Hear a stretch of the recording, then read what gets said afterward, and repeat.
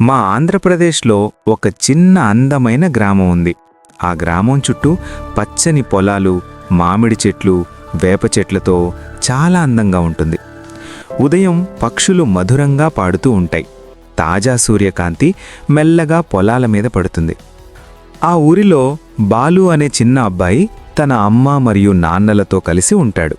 బాలు చాలా ఆసక్తిగల మరియు సాహసప్రియమైన బాలుడు. ప్రకృతిలో తిరగడం, స్నేహితులతో కలిసి ఆటలాడడం బాలుకు చాలా ఇష్టం. ఒకరోజు ఉగాది పండుగకు ముందు రోజు ఉదయం బాలు బయటకొచ్చాడు. గ్రామంలో ప్రతి ఇంట్లో పండుగ ఏర్పాట్లు జరుగుతున్నాయి.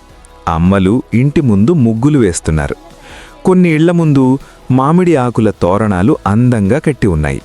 ఆ పండుగ వాతావరణం బాలుకు చాలా నచ్చింది. బాలు ఇంటికి తిరిగి వచ్చి తన అమ్మను ఇలా అడిగాడు. బాలు, అమ్మా, మన ఊరు మొత్తం చాలా అందంగా అలంకరిస్తున్నారు. అందరూ మామిడి ఆకులతో తోరణాలు కడుతున్నారు.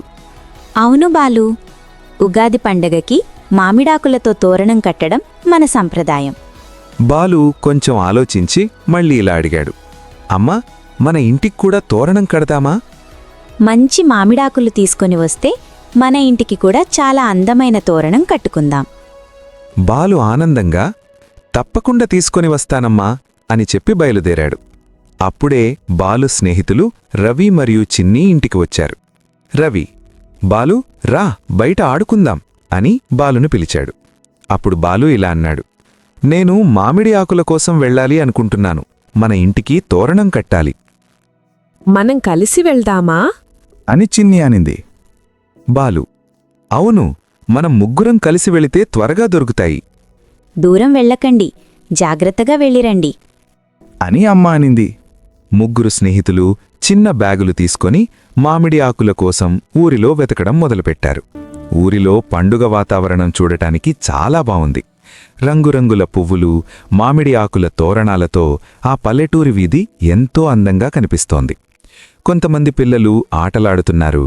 ఇంటి వాకిట్లో పెద్దలు చాలా శ్రద్ధగా మామిడి ఆకుల తోరణాలు కడుతున్నారు.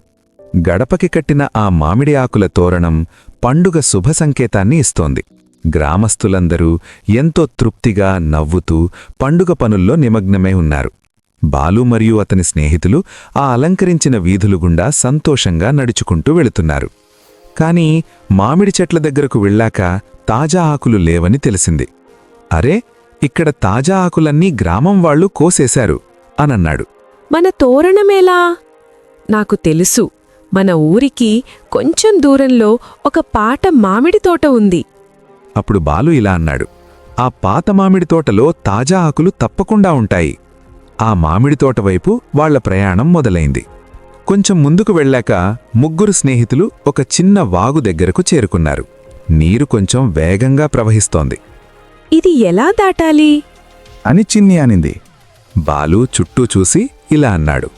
వెయిట్, ఇక్కడ రాళ్లున్నాయి. బాలు రాళ్లు తీసి ఆ వాగు దాటడానికి ఒక దారి సిద్ధం చేశాడు. సూపర్ ఐడియా బాలు అని రవి అన్నాడు. ముగ్గులు చాలా జాగ్రత్తగా ఆ వాగును దాటారు. ఆ వాగు దాటి కొంచెం ముందుకు వెళ్ళాక ఒక అడవి మార్గం మొదలైంది. అడవి దారిలో చెట్ల మధ్య నుంచి సూర్యకాంతి కిరణాలు అందంగా పడుతున్నాయి. చెట్ల కొమ్మల మధ్య పక్షులు హరివిల్లులా ఎగురుతున్నాయి. అప్పుడే ఒక పొద కదిలింది. అది చూసి చిన్ని బాలు వెనక దాక్కొని భయపడుతూ చూస్తోంది. అక్కడ ఏదో జంతువు ఉందేమో. అంతలోనే ఒక అందమైన కుందేలు బయటకొచ్చింది.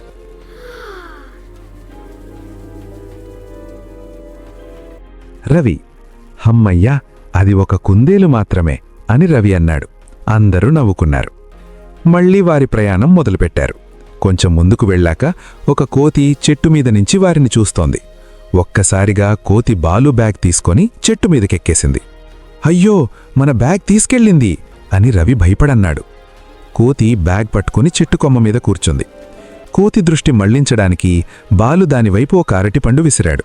ఆ కోతి చాలా సంతోషంగా అరటిపండుని పట్టుకుంది. వెంటనే బ్యాగును వదిలేసింది. కోతి చేతిలో ఉన్న బ్యాగు కింద పడిపోయింది. బ్యాగు దొరికినందుకు స్నేహితులందరూ హాయిగా నవ్వుకున్నారు. వాళ్ల ప్రయాణం మళ్లీ కొనసాగింది. కొంతసేపటి తర్వాత వారికి 2 దారులు కనిపించాయి. ఏ దారి వెళ్లాలో వారికి అర్థం కాలేదు. బాలు నేలను జాగ్రత్తగా చూస్తున్నాడు. ఎవరో అటుగా నడిచిన పాదముద్రలు బాలుకు కనిపించాయి. అప్పుడు బాలు ఇలా అన్నాడు, ఈ పాదముద్రలు ఉన్న దారిలోనే మనం వెళ్ళాలి. బాలు మీద నమ్మకంతో స్నేహితులందరూ అతన్ని అనుసరించారు. కొంతసేపటి తర్వాత వారు ఆ పాత మామిడి తోట దగ్గరకు చేరుకున్నారు. పెద్ద పెద్ద మామిడి చెట్లకు తాజా ఆకులు చాలా ఉన్నాయి.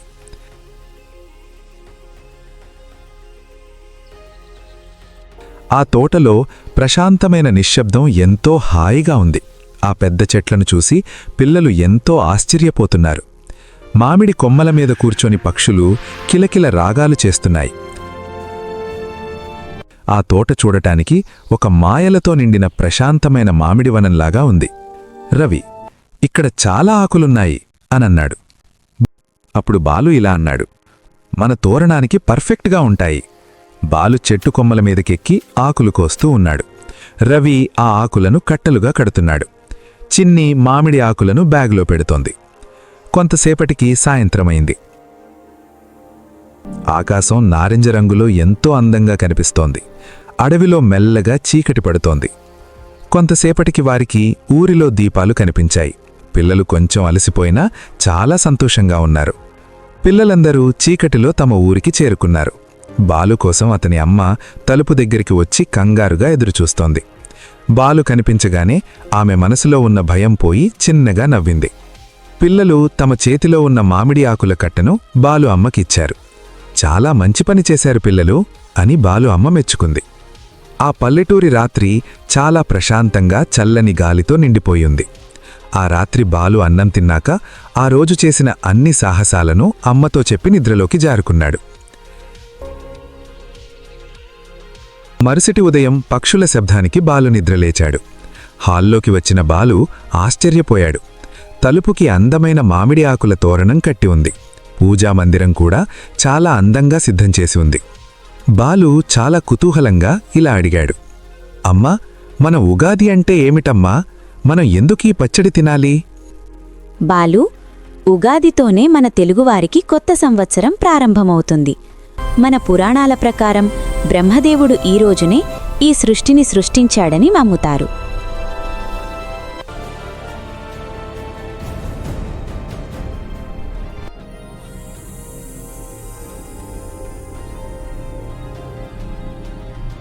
అందుకే ఉగాది మన తెలుగువారికి చాలా ప్రత్యేకమైన పండుగ.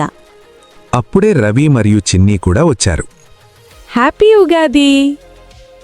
హ్యాపీ ఉగాది! అమ్మ ఉగాది పచ్చడి చేయడం సిద్ధమైంది.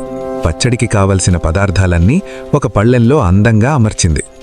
చేడు రుచికి సంకేతమైన వేప పువ్వు, పులుపు కోసం చింతపండు రసం, తీపి కోసం బెల్లం ముక్కలు, వగరు కోసం కొత్త మామిడి ముక్కలు, కారం కోసం మిరపకాయలు, రుచికి సరిపడా ఉప్పు. అన్ని రుచులు కలిసిన ఉగాది పచ్చడి సిద్ధమైంది. అమ్మ అందరికీ ఉగాది పచ్చడి ఇచ్చింది. పిల్లలందరూ ఆసక్తిగా ఉగాది పచ్చడి రుచి చూశారు.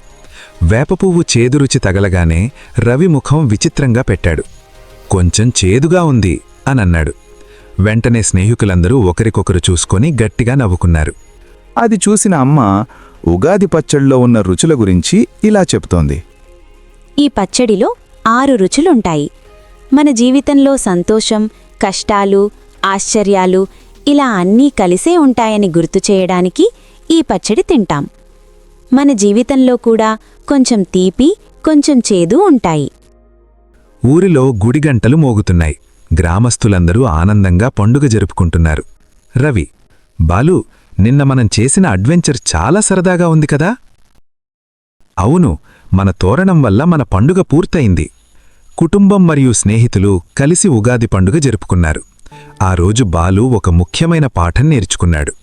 సాంప్రదాయం, స్నేహం మరియు కుటుంబ ఆనందం జీవితంలో చాలా ముఖ్యమని అతనికి అర్థమైంది. పిల్లలు, ఈ ఉగాది కథ మీకు నచ్చిందా? మీకు ఈ కథ ఎలా అనిపించిందో కామెంట్లో తప్పకుండా చెప్పండి.